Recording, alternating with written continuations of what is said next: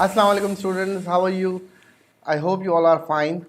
आज के जो हमारा एरिया है वो है, हमें देखना है paper introduction of the paper financial reporting ACCA।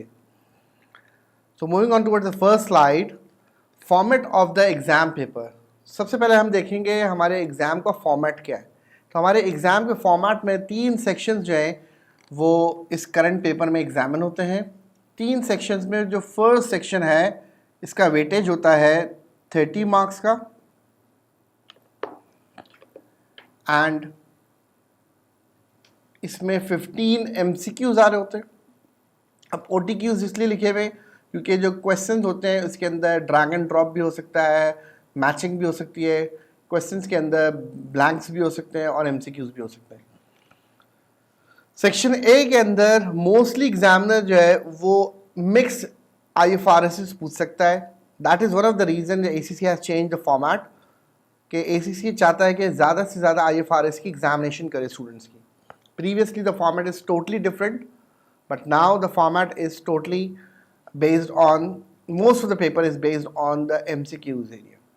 तो जहाँ पे एग्जामिनर आपसे जो है वो क्वेश्चंस पूछेगा एक पर्टिकुलर IFRS का। फॉर एग्जांपल IS2 का एक क्वेश्चन हो सकता है, अगला क्वेश्चन IS16 का हो सकता है, उसके बाद 12 का हो सकता है, IS37 का हो सकता है। तो मोस्टली हर अकाउंटिंग स्टैंडर्ड से रिलेटेड एक क्वेश्चन मौजूद होता है। फिर जो इसमें टॉपिक्स हैं उन टॉपिक्स के ऊपर भी जो है वो क्वेश्चन आ सकता है।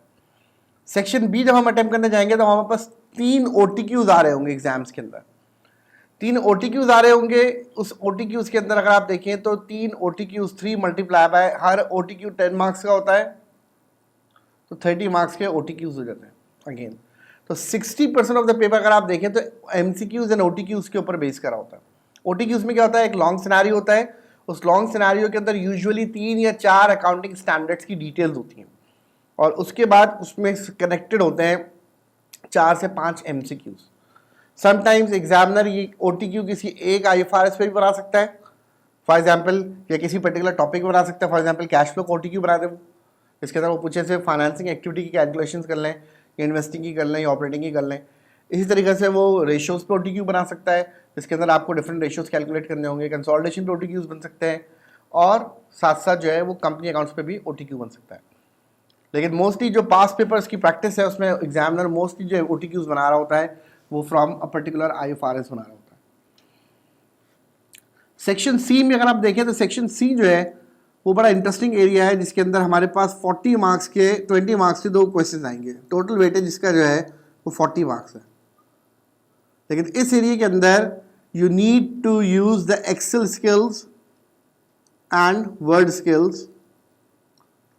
लाइक जो कैलकुलेशन वाले क्वेश्चन है वो आपने एक्सेल पे सॉल्व करने होंगे, जो कि ACCA के प्लेटफॉर्म में अटैच्ड एक्सेल होगा on the right hand side. Left hand side पे आपको क्वेश्चन मेंशन होगा। अभी हम पेपर फॉर्मेट के अंदर उसको भी रिव्यू करेंगे और आपने डायरेक्टली एक्सेल पे टाइप इन करके क्वेश्चन को सॉल्व करना है। इसी तरह वर्ड की अगर हम बात करें तो वर्ड जो है वो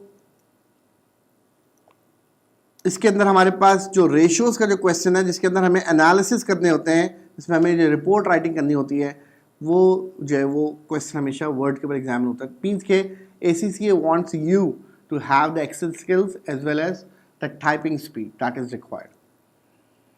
So ये हमारा टोटल 100 मार्क्स का एरिया है। रिमेंबर दिस पॉइंट कि आप ऐसा नहीं कर सकते कि आपने कहा मैंने 30 मार्क्स यहाँ से ले लिए, 30 मार्क्स यहाँ से ले लिए और मैंने सेक्शन सी छोड़ दिया। रिमेंबर दिस पॉइंट कि अगर आपके टोटल 60 में से 60% मार्क्स भी आ रहे होंगे तो भी एग्जामिनर आपको फेल कर देगा, बिकॉज ऑफ द फैक्ट कि सारे सेक्शन अटेम्प्ट करना कंपलसरी है। और सेक्शन सी जो है ये इनफैक्ट कोर एरिया है इसका। लेकिन मैं ये नहीं कह रहा कि आप सी अटेम्प्ट करें, बी छोड़ दें या ए छोड़ दें। सेक्शन आपने कोई भी नहीं छोड़ना। और अच्छी बात क्या है कि MCQs के अंदर कोई नेगेटिव मार्किंग नहीं होती, तो डेफिनेटली आप MCQs को जो है वो 100% अटेम्प्ट कर सकते हैं।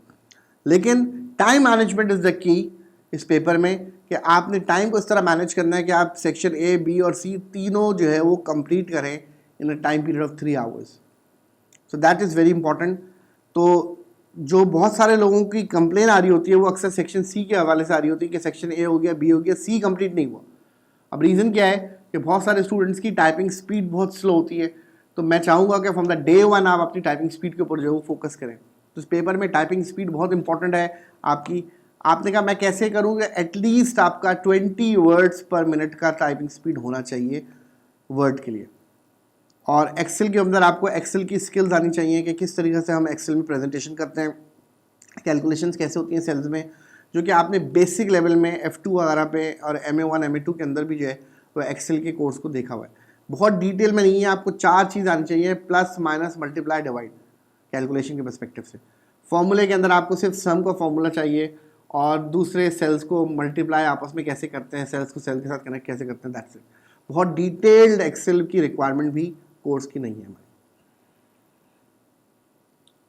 फॉर्मेट ऑफ द एग्जाम के अंदर अगर मैं आपको बताऊं तो आपको यहां से देख के बहुत आसानी से आइडिया हो सकता है कि अगर हम MCQs की बात करें सेक्शन A की, तो इसमें 15 MCQs होते हैं। अच्छा, MCQs के अंदर या तो 0 मार्क्स होते हैं या 2 मार्क्स होते हैं, ना 0.5 मार्क्स होंगे, ना 1.5 होंगे, ना 1.8 होंगे, या तो 2 होंगे या 0 होंगे। तो ये बहुत इंपॉर्टेंट पॉइंट है जिसमें आपको समझना पड़ेगा कि आपका जो कॉन्सेप्ट है किसी भी पर्टिकुलर अकाउंटिंग स्टैंडर्ड का वो 100% होना चाहिए। अगर 60% आपको आता है और 40% एक स्टैंडर्ड नहीं आता, तो उसके अंदर आप हाफ सही करेंगे, आप गलत करेंगे, तो हो सकता है option A B C D, अब फॉर एग्जाम्पल राइट आंसर है 2 मिलियन और आपका आंसर आ रहा है 1.5 मिलियन, और एक है 1.8 मिलियन और एक है 5 million. Right answer is 2 million और आप सेलेक्ट करते हैं से फॉर एग्जाम्पल C। तो C को अगर आप देखें तो सबसे ज़्यादा क्लोज इस वक्त A के साथ C है, सिर्फ 0.2 मिलियन का डिफरेंस है, लेकिन C का मतलब 0 नंबर और A का मतलब 100% मार्क्स। अब एक चीज़ आपने मिस कर दी थी, सारी कैलकुलेशन सही थी, एक 0.2 मिलियन का एक अमाउंट आपने मिस किया, आपके मार्क्स पूरे पूरे गए। तो you need to understand this कि आपको जितना आता है इस पेपर में वो 100% आना चाहिए, ताकि आपका MCQ जो है वो कंप्लीट सॉल्व। अच्छा, इसमें अच्छी बात क्या है कि इसमें 30 में से 30% मार्क्स भी आ सकते हैं, पूरे पूरे 30 भी आ सकते हैं, और ऐसा भी हो सकता है कि इसमें 0 भी आ सकते हैं, ये वर्स्ट केस भी हो सकता है। तो you need to focus on the concepts. ये ACCA के इस पेपर का सबसे बड़ा प्राइम ऑब्जेक्टिव है कि IFRS के रूल्स एंड IFRS के जो कॉन्सेप्ट्स हैं, जो प्रिंसिपल्स हैं, उसके ऊपर आपने फोकस करना है और उनकी कैलकुलेशंस पे। Same is the case with section B, लेकिन सेक्शन C के अंदर हमारे पास ये लेवरेज मिल जाता है कि अगर आपने 20 मार्क्स का क्वेश्चन सॉल्व किया है और पूरा सॉल्व नहीं भी किया या आधा गलत भी था, तो आप एक्सपेक्ट कर सकते हैं कि 20 में से 10 मिल सकते हैं। लेकिन यहाँ सेक्शन A और B के अंदर जो है यू कैन नॉट एक्सपेक्ट कि आपने कहा हाफ मार्क्स एग्जामिनर दे देगा। मैंने 60% अटैम्प्ट किया है और सारे सवाल आधे आधे गलत हैं, तो वो हाफ मार्क्स देगा, तो वो हाफ मार्क्स नहीं देगा, वो पूरे पूरे मार्क्स आपके 0 कर देगा। तो मेरे हिसाब से इस पेपर को पास करना बहुत आसान है। फॉर एग्जांपल, अगर आप इस एरिया में से 30 मार्क्स में से रफली 20 मार्क्स स्कोर कर लेते हैं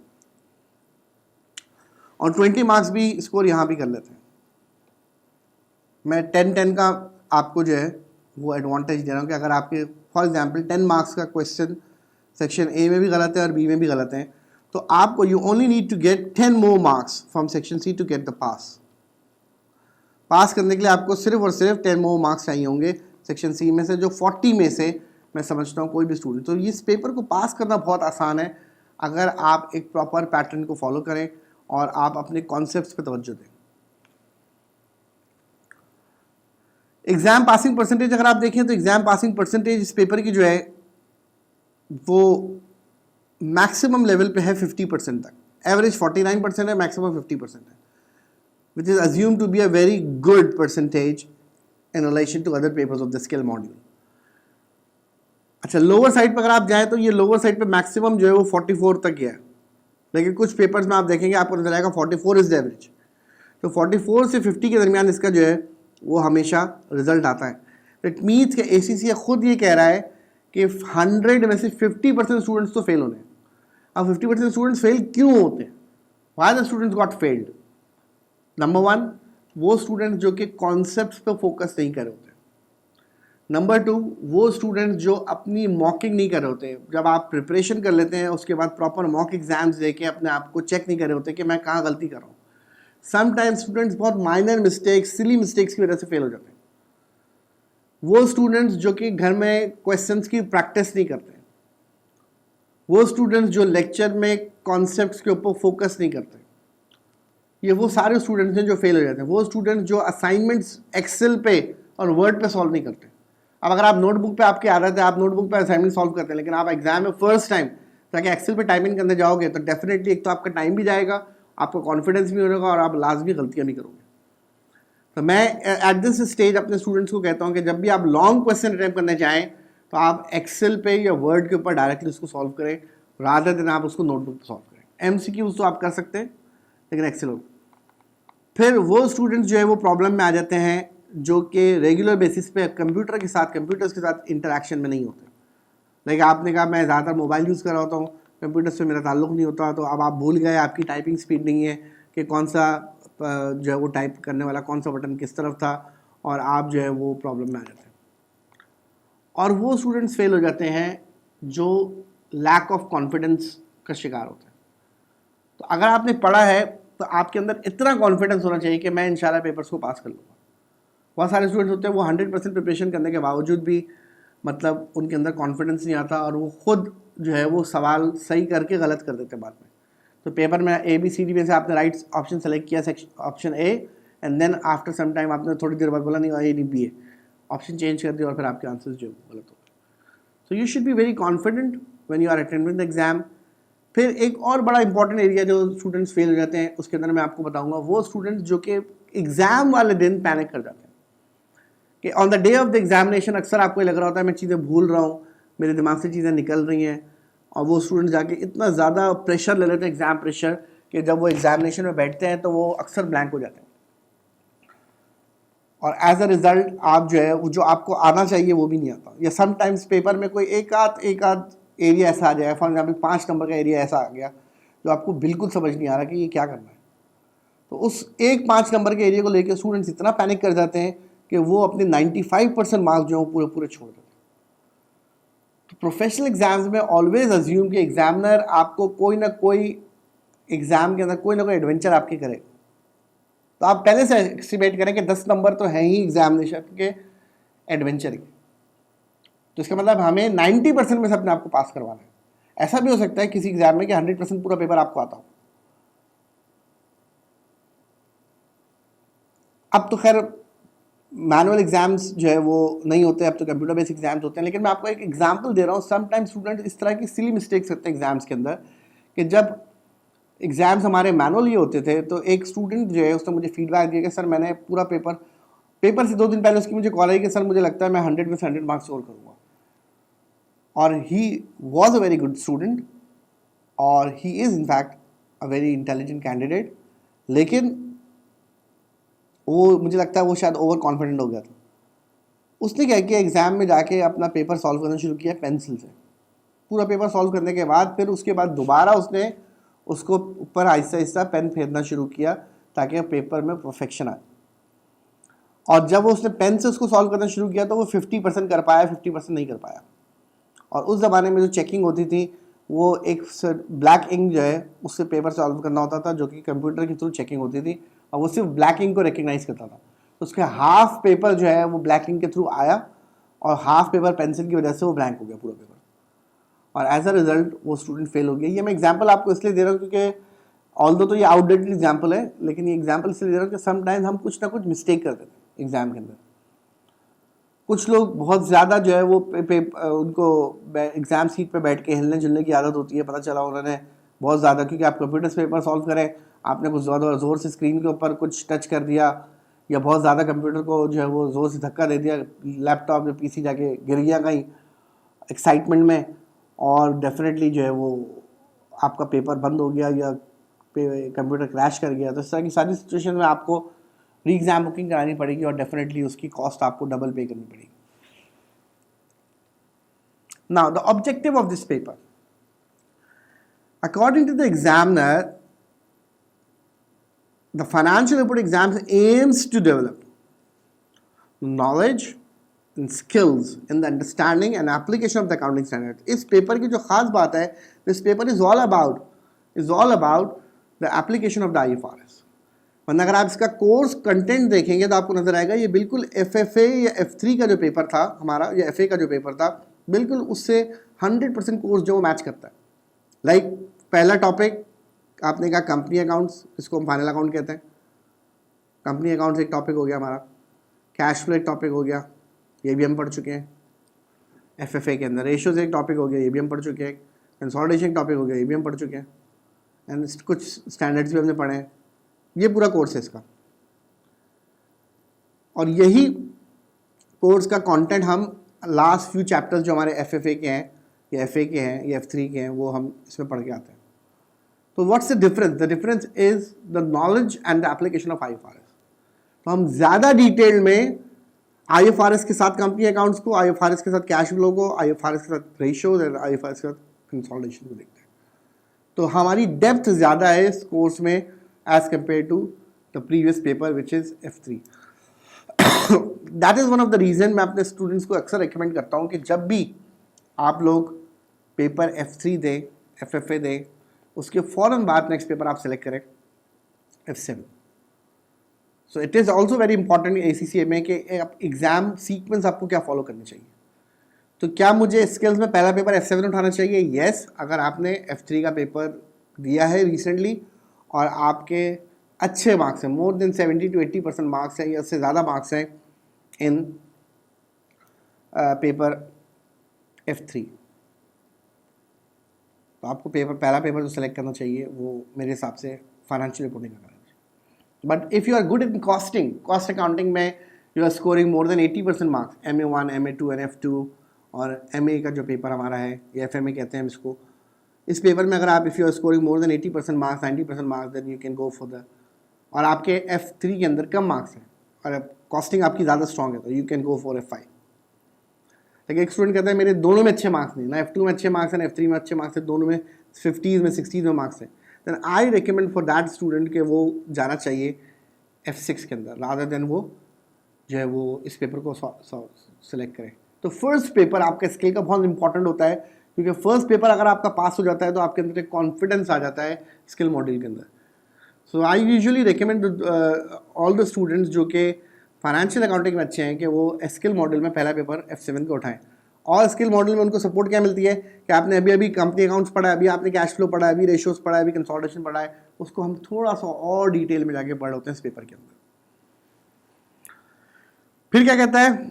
conceptual and regulatory frameworks of the accounting and the preparation of financial statement of a single and group of entities। एक कंपनी और ग्रुप की फाइनेंशियल स्टेटमेंट बनाने के प्रोसेस को जो है वो हम इसमें देख रहे होते हैं। फिर एनालिसिस भी कि अगर एक कंपनी का प्रॉफिट बढ़ रहा है, ग्रॉस प्रॉफिट, तो इसका मतलब क्या है, और ROC कम हो रहा है तो इसका मतलब क्या है, what does it means in case of group of companies and in case of single entity। Next slide पे आते हैं। इस पेपर की एक बहुत बड़ी जो स्ट्रेंथ है वो ये है, जैसे मैंने आपको बताया कि FA का जो पेपर है इसकी नॉलेज जो है वो कैरी फॉरवर्ड होती है इस पेपर में फाइनेंशियल रिपोर्टिंग, लेकिन ये पेपर आपको हेल्प करेगा AA के पेपर में, जैसे ऑडिट एंड एश्योरेंस है, या आगे आपको हेल्प करेगा SBR में। ये ACCA की अपनी बनी हुई डायग्राम है जो ACCA खुद कह रहा है कि हमने इस पेपर को इस तरह प्लान किया। तो अगर आपका FA अच्छा होगा तो डेफिनेटली आपका FR अच्छा होगा, FR अच्छा होगा तो लाजमी आपका ऑडिट भी अच्छा होगा, आपका SBR भी आगे अच्छा होगा और SBL भी अच्छा होगा, और साथ साथ ये किसी हद तक आपको AAA में भी हेल्प करता है।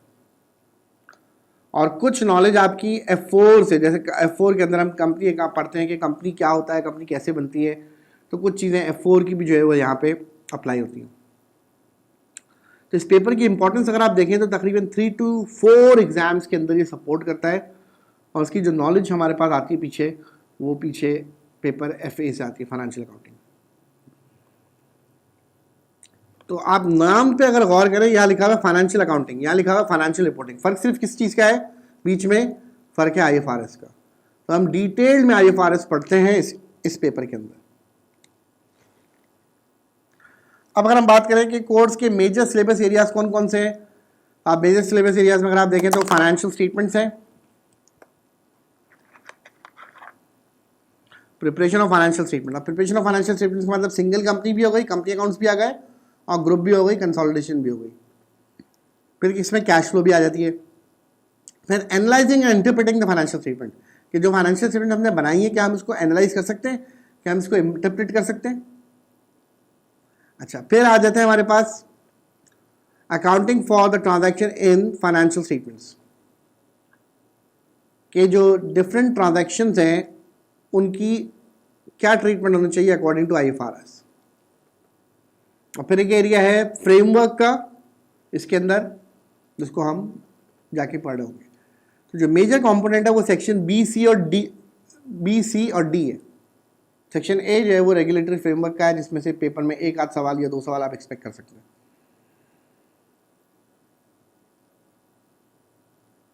ये इसके मेजर एरियाज हैं और डेफिनेटली ये आपकी एम्प्लॉयबिलिटी एंड टेक्नोलॉजी स्किल्स के अंदर जो है वो आपको हेल्प करेंगे।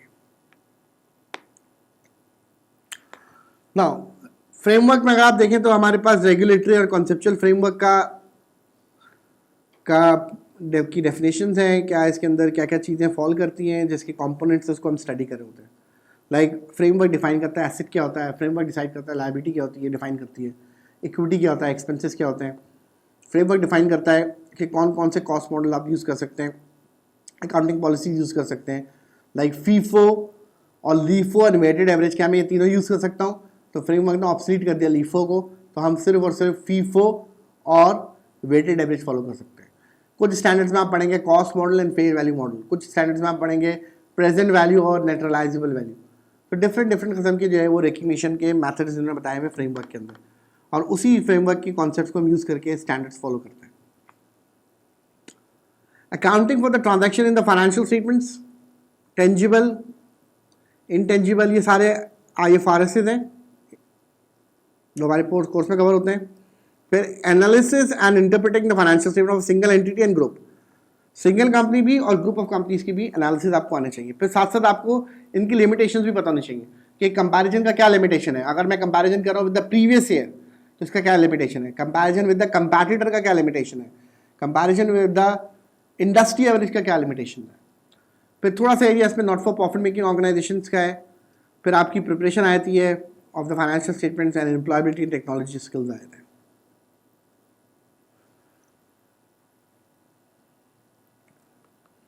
ना ये हमारा एग्जामिनेबल डॉक्यूमेंट है जो कि 2022 तक एप्लीकेबल है। इसके अंदर अगर आप देखें तो इन्होंने बताया हुआ कि कौन कौन से स्टैंडर्ड्स हम FR में भी पढ़ेंगे और फिर आगे SBR में भी पढ़ेंगे। दोनों का एग्जामिनेबल डॉक्यूमेंट एक साथ पब्लिश होता है। तो आप IAS 1 F3 में भी पढ़ चुके हैं, दोबारा पढ़ेंगे, जिसमें हम पढ़ेंगे फाइनेंशियल स्टेटमेंट्स कैसे बनती हैं, इसकी बेसिक फॉर्मेट्स होते हैं इसमें, लाइक बैलेंस शीट का फॉर्मेट, इनकम स्टेटमेंट का format, statement of change in equities का फॉर्मेट, इन्वेंट्रीज IAS 2 इन्वेंट्रीज को कैसे हैंडल करना है, cash flow IAS 7 cash flow के कैसे फॉर्मेटिंग होती है, कैश फ्लो कैसे बनती है, ये कैश फ्लो स्टेटमेंट का अलग से स्टैंडर्ड मौजूद है। IAS 8 is about the accounting policies and estimates. फिर events occurring after the reporting date IAS 10 income taxes को कैसे हैंडल करना है, property plan and equipment, tangible non current assets को कैसे हैंडल करना है। IAS 19 हमारे कोर्स का पार्ट नहीं है।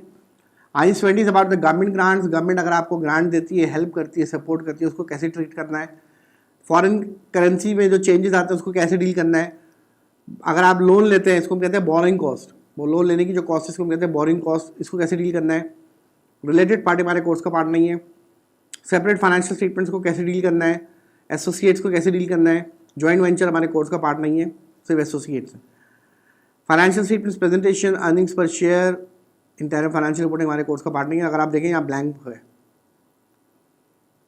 इम्पेयरमेंट हमारे को कैसे डील करना है, प्रोविजंस को, इंटेंजिबल एसेट्स को, इन्वेस्टमेंट प्रॉपर्टी और एग्रीकल्चर। ये हर अकाउंटिंग स्टैंडर्ड जो है वो एक पर्टिकुलर टॉपिक के बारे में आपको बताएगा कि किस तरीके से इसकी अकाउंटिंग करनी है इस पर्टिकुलर एरिया की, जो कि पूरी दुनिया में अप्लाई होता है इंटरनेशनल अकाउंटिंग स्टैंडर्ड्स। IAS 41 के बाद दुनिया में आना चाहिए था IAS 42, लेकिन they have change the series, और नई सीरीज़ जो है वो स्टार्ट होती है फ्रॉम IFRS 1। IFRS 1 हमारे कोर्स का पार्ट नहीं है, IFRS 2 भी नहीं है कोर्स का पार्ट। IFRS 3 में हम देखेंगे बिजनेस कॉम्बिनेशन को कैसे डील करना है, नॉन करंट एसेट्स को कैसे डील करना है, हेल्ड फॉर सेल को। फिर IFRS 7, IFRS 9 हमारे कोर्स का पार्ट है, 8 नहीं है। तो कुछ चीज़ें जो मैं बता रहा हूँ हमारे कोर्स का पार्ट नहीं है, वो डेफिनेटली आप SBR में पढ़ रहे होंगे। कंसोलिडेटेड फाइनेंशियल स्टेटमेंट IFRS 10 हमारे कोर्स में है। फिर फेयर वैल्यू मेजरमेंट है, रेवेन्यू है, लीजेस है। IFRS फॉर SMEs नहीं है। फिर फ्रेमवर्क का एरिया आ जाता है, और कुछ एडिशनल चीज़ें हैं जो कि हम SBR के अंदर जो है वो पढ़ रहे होंगे। ये एग्जामिनेबल डॉक्यूमेंट है जिसमें आपके पास एक चेकलिस्ट है कि कौन कौन से अकाउंटिंग स्टैंडर्ड्स एग्जामिनेबल हैं और कौन कौन से नहीं है, ये सारी चीज़ें अवेलेबल है ऑन द ACC वेबसाइट। यहाँ से मैंने ये कॉपी किया, तो आप इसको जाके ACC की वेबसाइट के ऊपर भी जो है वो देख सकते हैं आसानी से। फिर इसके अंदर आपको एक बेसिक चेकलिस्ट मिल जाती है कि कौन कौन से, जब आप पढ़ रहे होंगे तो आपको पता होगा कि हमारा कोर्स कितना हो चुका है और कितना कोर्स आपका रह गया है। अब हम ACC के रिसोर्सेज पे आते हैं। बहुत सारे स्टूडेंट्स जो हैं वो ACC के रिसोर्सेज पे तवज्जो नहीं देते। तो इस रिसोर्सेज में अगर आप देखें तो एक बाकायदा एग्जामिनर्स रिपोर्ट आपको नजर आती है। एग्जामिनर्स रिपोर्ट जो है वो आपको बताती है कि हर दफ़ा एग्जामिनर अपने टेक्निकल एनालिसिस करके देता है कि बच्चे क्या मिस्टेक्स कर रहे हैं, बच्चे कहाँ कहाँ प्रॉब्लम्स कर रहे हैं एग्जाम्स के अंदर, जिसको बच्चे समटाइम्स देख भी नहीं रहे होते। तो जब आपको पता चलेगा कि क्या मिस्टेक्स नहीं करनी, तो आप डेफिनेटली वो चीज़ें रिपीट नहीं करोगे। एग्जामिनेशन पास में एग्जामिनर्स कहाँ एग्जामिनर ने कंप्लेन किए, कहाँ इश्यूज आए, उन सारी चीज़ों को आप सही से हैंडल करोगे तो आपको पास करने में आसानी होगी। तो ये बहुत इंपॉर्टेंट है। Technical articles, there are some topics जो कि हाईली टेक्निकल होते हैं, उसके लिए एग्जामिनर को खुद पता होता है कि टेक्निकल एरिया है, उसके ऊपर वो अपना आर्टिकल खुद लिखता है बहुत आसान अल्फाज में। वो एक आर्टिकल लिखता है जिसको पढ़ने के बाद आपको एक सब्जेक्ट नॉलेज आ जाती है पूरी। फॉर एग्जाम्पल आप कहते हैं टैक्सेस मुझे समझ में नहीं आते, तो टैक्सेस के ऊपर एक इसमें आर्टिकल मौजूद है, आप उसको जाके रीड करेंगे तो आपको समझ में आ जाएगा बहुत आसान अल्फाज में कि किस तरीके से टैक्सेस को जो है वो हैंडल करना है। तो technical articles is very important. तो हर पेपर में, मैं सिर्फ S7 की बात नहीं कर रहा, हर पेपर में आपको टेक्निकल आर्टिकल्स मिलेंगे। आपको चाहिए कि आप किसी भी पेपर को पढ़ रहे हो, टेक्निकल आर्टिकल्स को ज़रूर रीड करें। और वो हर पूरे कोर्स का नहीं होता, वो कुछ लिमिटेड की इंपॉर्टेंट एरियाज पे आपको टेक्निकल आर्टिकल्स मिलेंगे। फिर एग्जाम टेक्निक्स के ऊपर ACC ने कुछ रिसोर्सेज रखे हैं कि कैसे हम आपको एग्जामिनर के हिसाब से किस तरीके से चीज़ों को डील करना चाहिए। तो इसमें एग्जाम टेक्निक के ऊपर जो है उनकी आपकी प्रेजेंटेशन है वो देखनी चाहिए आपको। फिर पास पेपर्स की पूरी लाइब्रेरी मौजूद है। 2018 से लेके अभी तक के जितने पास पेपर थे वो हमारे सारे मौजूद हैं। जितने पुराने हो जा रहे होते हैं वो ACC उसको ऑब्सोलीट कर देता है। फ्रीक्वेंटली आस्क्ड क्वेश्चन, समटाइम बच्चों के क्वेश्चन होते हैं बहुत सारे जो ACC से बच्चों ने पूछे हैं वो उन्होंने पहले से सेट करके रख दिए हैं, जिसमें अक्सर बच्चे पूछते हैं एग्जाम्स कब होंगे, डेट्स क्या हैं, इस तरह के बहुत सारे एरियाज होते हैं, फीस कितनी होगी, तो वो पहले से उन्होंने सेट करके जो है वो रख लिए। आप उस फ्रीक्वेंटली आस्क्ड क्वेश्चंस को ज़रूर पढ़ें एक दफ़ा। तो ये एक दफ़ा पढ़ने की चीज़ें, बहुत ज़्यादा इस पर टाइम नहीं लगाना। लेकिन टेक्निकल आर्टिकल एक ऐसा एरिया है जो आपको हर टॉपिक टू टॉपिक कवर करना चाहिए। तो जो टॉपिक आपने पढ़ लिया, अगर उसका टेक्निकल आर्टिकल मौजूद है तो आप उसको जाके एक दफ़ा गो थ्रू कर लें। एग्जामिनर्स रिपोर्ट आपको आखिरी मंथ में पढ़नी चाहिए, जब आपकी प्रिपरेशन पूरी हो जाए। आप देखें कि एग्जामिनर क्या क्या कंप्लेंट्स कर रहा है हर साल, कि कहाँ कहाँ बच्चे प्रॉब्लम्स करते हैं जिसकी वजह से मैं फेल कर देता हूँ। तो बहुत सारे स्टूडेंट्स हैं जो 45 पे, 48 पे, 49 पे फेल हो जाते हैं, उनको पता ही नहीं होता वो फेल क्यों है। तो टेक्निकल आर्टिकल एग्जामिनर्स रिपोर्ट के अंदर एग्जामिनर जो है वो मेंशन करता है। फिर ACC प्रैक्टिस प्लेटफॉर्म ACC ने डेवलप किया हुआ है, जिसके अंदर एग्जाम स्टैंडर्ड एक प्लेटफॉर्म है जिसमें कुछ क्वेश्चन हैं, जिसमें आपको पता चलेगा कि CV इन्वायरमेंट होगा कैसे फाइनल एग्जामिनेशन का। तो इन सारे रिसोर्सेज को देखना जो है वो बहुत ज़रूरी है। तो मैं चाहूँगा कि हम एक दफ़ा इसको खुद वो कर लें, रिव्यू कर लें।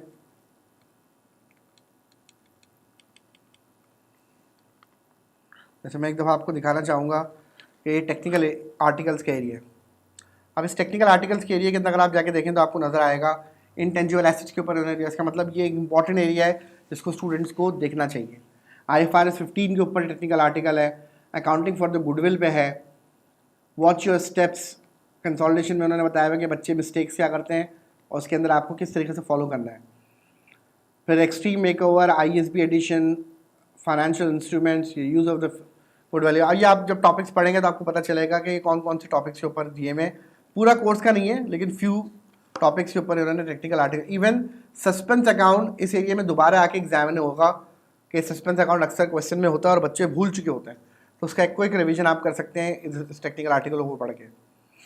फिर सपोर्ट वीडियोस में अगर आप देखें FR session, CB exam techniques कि किस तरीके से, इसमें अगर आप देखें तो ये YouTube के ऊपर बाकायदा इनकी एक वीडियो पड़ी हुई है, जिसको आप देख के जो है वो सेशन CB जिस तरह होते हैं, CB एग्जाम्स किस तरह होंगे स्किल मॉड्यूल में, उसका एक आइडिया ले सकते हैं। Advice for the students retaking the exams, ऐसे बच्चे जो फेल हो जाते हैं उनके लिए अलग से इन्होंने वीडियो बनाई हुई है। एग्जाम टेक्निक्स के ऊपर अगर आप देखें तो एग्जामिनर की अलग से 4 से 5 आर्टिकल्स मौजूद हैं जो आप लोगों को कवर अप करने चाहिए। बीइंग अ ट्यूटर हम इसको अपने लेक्चर्स में कवर अप करते हैं, लेकिन एज ए स्टूडेंट आप लोगों को जो है उसको एक दफ़ा कवर अप करना चाहिए। इसी तरह अगर हम प्रैक्टिस प्लेटफॉर्म पे आ जाएं,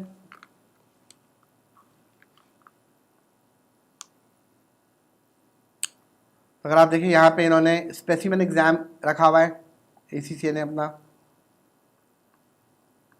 साथ साथ प्रैक्टिस एग्ज़ाम है। ये 2 प्रैक्टिस एग्ज़ाम्स भी ACCA ने साथ साथ जो है वो अपलोड किए हुए हैं, जिसमें आपको फॉर्मेट वगैरह का पूरा पता चलेगा।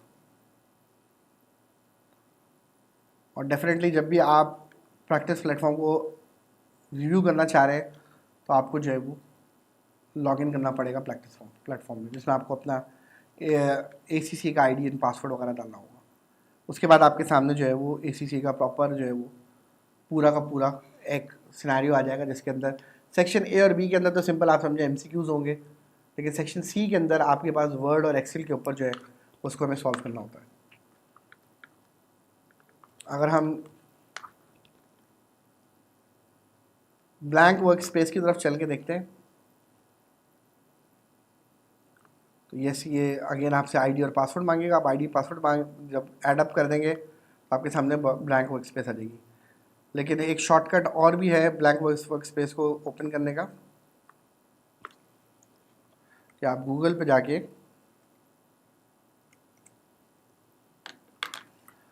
टाइप इन करें ACCA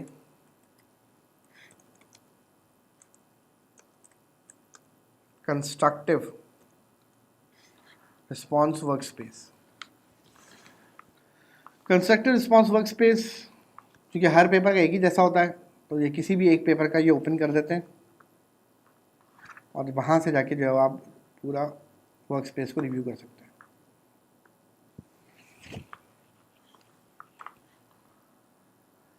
ये देखिए इस तरीके से हमारे पास जो है वो लोडिंग हो रही होगी। इसको हम करेंगे नेक्स्ट। स्क्रॉल डाउन करना ज़रूरी है, हम नेक्स्ट कर देंगे, नेक्स्ट कर देंगे।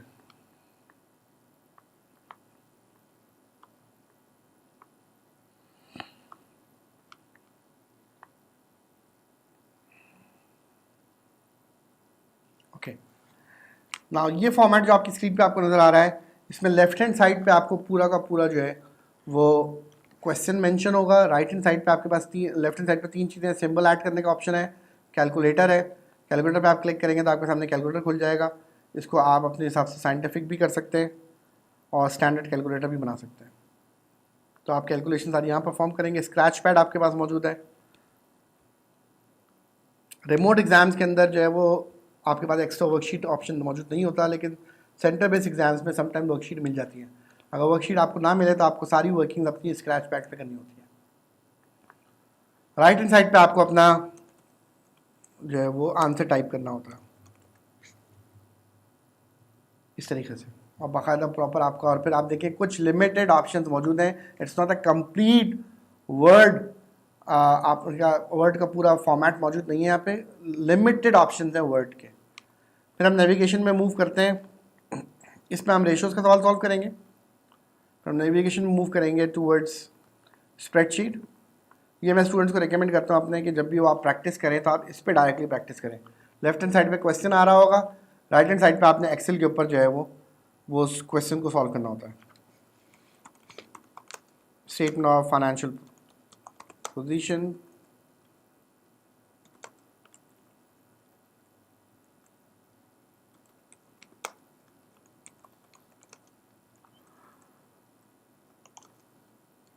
for the year ended on